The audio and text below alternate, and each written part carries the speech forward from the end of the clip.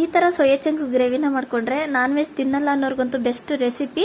ಜೊತೆಗೆ ಬೇಗ ಮಕ್ಕಳು ಲಂಚ್ ಬಾಕ್ಸ್ಗೆ ಎಲ್ಲದಕ್ಕೂ ಕೂಡ ಬೇಗ ಆಗೋಗುತ್ತೆ. ತುಂಬ ಅಂದರೆ ತುಂಬ ಸಿಂಪಲ್ಲು. ಇಷ್ಟು ಸಿಂಪಲ್ ಅಂತ ನಿಮಗೆ ಅನಿಸುತ್ತೆ. ಒಂದ್ಸಲ ವಿಡಿಯೋನ ಕೊನೆವರೆಗೂ ವಿಡಿಯೋ ನೋಡಿ ನಿಮಗೆ ಗೊತ್ತಾಗುತ್ತೆ. ಮಕ್ಕಳು ಲಂಚ್ ಬಾಕ್ಸ್ಗಂತೂ ಬೇಗ ಮಾಡಿ ಸ್ಕೂಲ್ಗೆ ಕಳಿಸ್ಬೋದು. ನೋಡಿ ಈಗಂತೂ ಸ್ಕೂಲ್ ಶುರುವಾಗುತ್ತೆ ಬೇಗ. ನೋಡಿ ಇವಾಗ ಮಾಡೋದು ಯಾವ ರೀತಿ ಅಂತಲೂ ತೋರಿಸ್ತೀನಿ ನೋಡಿ. ಒಂದು ಬಾಣಲಿನ ತಗೊಂಡು ಅದಕ್ಕೆ ಒಗ್ಗರಣೆಗೆ ಎಷ್ಟು ಬೇಕಷ್ಟು ಎಣ್ಣೆನ ಹಾಕೊಂಡು ಅದಕ್ಕೆ ರುಬ್ಬಿರುವಂಥ ಈರುಳ್ಳಿ ಪೇಸ್ಟನ್ನು ಹಾಕ್ಕೊಳ್ತಾ ಇದ್ದೀನಿ. ಈರುಳ್ಳಿ ಒಂದು 2ರಿಂದ 3. ನೀವು ಗ್ರೇವಿನ ಎಷ್ಟು ಮಾಡ್ಕೊಳ್ತೀರಾ ಅಷ್ಟು ನೋಡ್ಕೊಂಡು ಹಾಕ್ಕೊಳ್ಬೋದು ನೀವು. ನಾನು ಸ್ವಲ್ಪ ಗ್ರೇವಿ ಜಾಸ್ತಿನೇ ಮಾಡಿದ್ದೀನಿ. ಅಷ್ಟು ಮಾಡ್ಕೊಂಡ್ರು ನೀವು ಒಂದು 3 ಈರುಳ್ಳಿನ ಹಾಕೊಂಡ್ಲೇಬೇಕಾಗುತ್ತೆ. ಎಷ್ಟು ಹಚ್ಚಿ ಹಾಕೋದಕ್ಕಿಂತ ರುಬ್ಬಿ ಹಾಕೊಂಡ್ರೆ ಗ್ರೇವಿ ತುಂಬ ಚೆನ್ನಾಗೂ ಇರುತ್ತೆ, ಟೇಸ್ಟ್ ಚೆನ್ನಾಗಿರುತ್ತೆ. ಜೊತೆಗೆ ಇನ್ನು ಸ್ವಲ್ಪ ಗಟ್ಟಿ ಈ ಥರ ಬರುತ್ತೆ, ಜಾಸ್ತಿ ಆಗುತ್ತೆ. ಇದು ಟೊಮೊಟೊ ಪ್ಯೂರಿ ಮಾಡೇ ಹಾಕಿದ್ದೀನಿ, ಅದನ್ನು ಕೂಡ ರುಬ್ಬಿ ಹಾಕಿರೋದು. ಟೊಮೊಟೊ ಹಣ್ಣು 2 ಹಾಕಿದ್ದೀನಿ ನಾನು, ಚಿಕ್ಕದು 2, ದಪ್ಪದಾದ್ರೆ ಒಂದಾದ್ರೆ ಸಾಕಾಗ್ಬಿಡುತ್ತೆ. ಇದು ಶುಂಠಿ ಬೆಳ್ಳುಳ್ಳಿ ಪೇಸ್ಟನ್ನ ನಾನು ಸ್ವಲ್ಪ ತರಿಯಾಗಿ ಮಾಡ್ಕೊಂಡು ಹಾಕೊಂಡಿದ್ದೀನಿ. ಇವಾಗ ಅದನ್ನೆಲ್ಲ ಹಸಿ ಸ್ಮೆಲ್ ಹೋಗೋವರೆಗೂ ಕೂಡ ಚೆನ್ನಾಗಿ ಫ್ರೈ ಮಾಡ್ಕೋತೀನಿ. ಅದಕ್ಕೆ ನಾನು ಇವಾಗ ಸ್ವಲ್ಪ ಒಂದು 1/4 ಟೀ ಸ್ಪೂನ್ ಅಷ್ಟು ಅರಿಶಿನ ಪುಡಿನ ಸೇರಿಸ್ಕೊತಾ ಇದ್ದೀನಿ. ಏನು ಜಾಸ್ತಿ ರಿಸ್ಕ್ ಅಂತಾನೆ ಅನ್ಸಲ್ಲ, ತುಂಬ ಬೇಗ ಮಾಡ್ಕೊಳ್ಬೋದು. ಸುಲಭ ಅಂದ್ರೆ ಅಷ್ಟು ಸುಲಭ ಆಗುತ್ತೆ. ನಾನ್ ವೆಜ್ ತಿನ್ನಲ್ಲ ಅನ್ನೋರ್ಗಂತೂ ಸಖತ್ತಾಗಿರುತ್ತೆ. ಅಂದ್ರೆ ಬೆಸ್ಟ್ ಇದು ಅಂತಾನೆ ರೆಸಿಪಿ ಅಂತಾನೆ ಹೇಳ್ಬೋದು. ಅಂದ್ರೆ ನಾನ್ ವೆಜ್ ಅನ್ನೋದೇ ಕನ್ಫ್ಯೂಸ್ ಆಗುತ್ತೆ, ಅಷ್ಟು ಚೆನ್ನಾಗಿರುತ್ತೆ ಟೇಸ್ಟ್ ಮಾತ್ರ. ಇದೆಲ್ಲ ಹಾಕಿದ್ಮೇಲೆ ಹಸಿ ಸ್ಮೆಲ್ ಹೋಗೋ ತನಕ ಫ್ರೈ ಮಾಡಿಕೊಂಡು ಅದಕ್ಕೆ ಇವಾಗ ಧನಿಯಾ ಪುಡಿ 2 ಸ್ಪೂನ್ ಅಷ್ಟು ಧನಿಯಾ ಪುಡಿನ ಹಾಕೊಳ್ತಾ ಇದ್ದೀನಿ.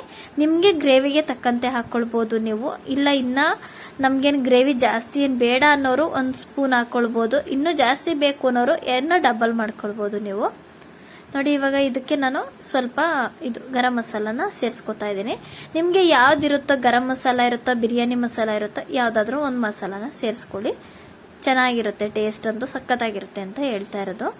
ಇದಕ್ಕೆ ಇವಾಗ ನಾನು ಮೆಣಸಿನ್ಕಾಯಿ ಪುಡಿ ಯಾವುದಪ್ಪ ಅಂದರೆ ಇಷ್ಟೊಂದು ಹಾಕ್ಬಿಟ್ಟೆ ಅಂತ ಅನ್ಕೋಬೇಡಿ. ನಾನು ಹಾಕಿದ್ದು ಬ್ಯಾಡಗಿ ಮೆಣಸಿನ್ಕಾಯಿ ಪುಡಿನ ನಾನು ಹಾಕಿದ್ದು. ಇವಾಗ ನಾನು ಸ್ವಲ್ಪ ಕಲರು ಕೂಡ ಚೆನ್ನಾಗಿ ಬರುತ್ತೆ ಅಂತ ಹೇಳಿ ಅದಿದ್ರೆ ಹಾಕೊಳ್ಳಿ, ಇಲ್ಲ ಅಂದರೆ ಅಚ್ಕಾರದ ಪುಡಿನೇ ಹಾಕ್ಕೊಳ್ಬೋದು ನೀವು. ಮಾಮೂಲಿ ಮೆಣಸಿನ್ಕಾಯಿ ಪುಡಿನೇ ಹಾಕ್ಕೊಳ್ಬೋದು. ನಾನು ರುಚಿಗೆ ತಕ್ಕಷ್ಟು ಉಪ್ಪನ್ನು ಕೂಡ ಹಾಕ್ಕೊಳ್ತೀನಿ.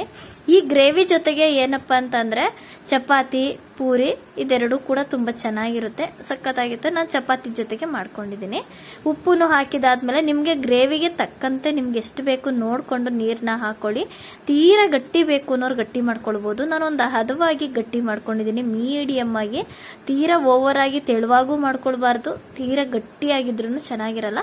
ಒಂದು ಹದವಾಗಿದ್ರೇನೆ ಚೆನ್ನಾಗಿರುತ್ತೆ. ನೋಡಿ ಈ ರೀತಿ ಮಾಡ್ಕೋಬೇಕು. ಇದೆಲ್ಲ ರೆಡಿ ಮಾಡೋ ಅಷ್ಟರಲ್ಲಿ ನಾವೇನು ಮಾಡಬೇಕು ಅಂತಂದರೆ ಸೋಯಾ ಚಂಕ್ಸ್ನ ಬಿಸಿ ನೀರಿನಲ್ಲಿ ನೆನೆ ಹಾಕಿರಬೇಕು.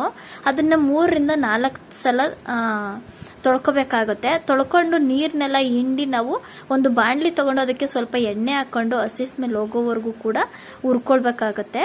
ನೋಡಿ ಇವಾಗ ನಾನು ಉರಿತಾ ಇದ್ದೀನಿ. ಹಾಕ್ಬಿಟ್ಟು ಎಲ್ಲ ಫುಲ್ ಚೆನ್ನಾಗಿ ಫ್ರೈ ಮಾಡ್ಕೋಬೇಕು. ಉರಿಯೋದು ಅಂದರೆ ಫ್ರೈ ಮಾಡ್ಕೊಳ್ಳೋದು. ನೋಡಿ ಈ ರೀತಿಯಾಗಿ ಚೆನ್ನಾಗಿ ಫ್ರೈ ಮಾಡ್ಕೋತೀನಿ.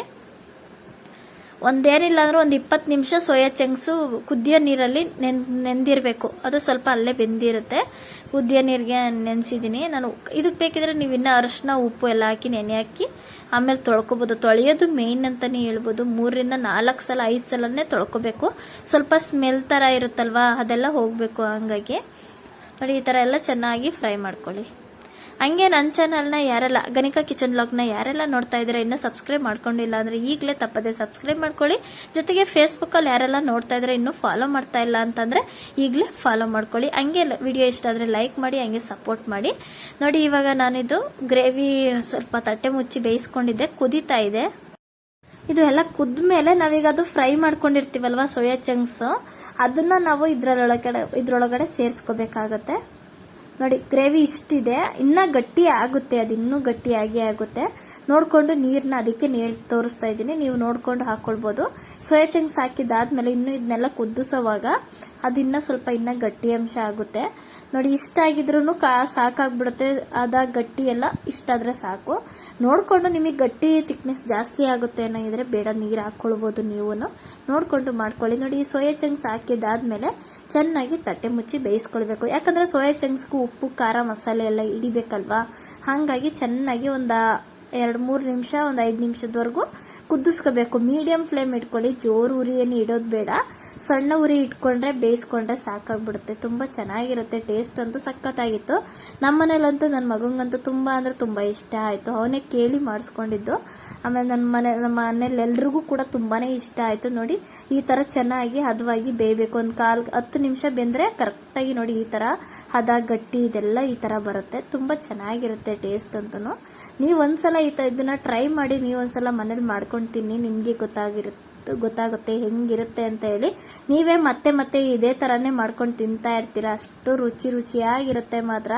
ಚಪಾತಿ ಪೂರಿ ಜೊತೆಗಂತೂ ಒಳ್ಳೆ ಸೂಪರ್ ಅಂತಾನೆ ಹೇಳ್ಬೋದು. ನೆಕ್ಸ್ಟ್ ಲೆವೆಲ್ ಸಖತ್ತಾಗಿರುತ್ತೆ. ನೀವು ಒಂದ್ಸಲ ಇದನ್ನ ಟ್ರೈ ಮಾಡಿ ಮಾಡ್ಕೊಂಡು ತಿನ್ನಿ. ಆರೋಗ್ಯಕ್ಕೂ ಕೂಡ ಅಷ್ಟೇ ಒಳ್ಳೇದು. ಸೋಯಾ ಚಂಕ್ಸು ಏನಂತ ಏನಿಲ್ಲ, ಒಳ್ಳೇದೇ. ಮಕ್ಕಳಿಗೂ ಮಾಡಿಕೊಡಿ, ನೀವು ಕೂಡ ತಿನ್ನಿ. ನೋಡಿ ಹೀಗಾಗಿದೆ. ನಾನು ಚಪಾತಿ ಜೊತೆಗೂ ಕೂಡ ಸರ್ವ್ ಮಾಡ್ತಾ ಇದ್ದೀನಿ. ನೋಡಿ ಆಲೆ ಎಷ್ಟು ಚೆನ್ನಾಗಿ ಎಣ್ಣೆ ಎಲ್ಲ ಅದೇ ಬಿಟ್ಕೊಳ್ತೀರ. ಸ್ವಲ್ಪ ಮೀಡಿಯಮ್ ಆಗಿ ಎಣ್ಣೆ ಹಾಕಿರೋದಿರ ಅಂತ ಎಣ್ಣೆ ಹಾಕಿಲ್ಲ, ಆದರೂ ಹೀಗೆ ಆಗಿದೆ. ನೋಡ್ತಾ ಇದ್ದೀರಲ್ಲ ವಿಡಿಯೋ ಹೇಗಿದೆ ಅಂತ ಹೇಳಿ. ಎಲ್ರಿಗೂ ನಮಸ್ಕಾರ. ನಾನು ಮುಂದಿನ ವಿಡಿಯೋದಲ್ಲಿ ಸಿಗ್ತೀನಿ.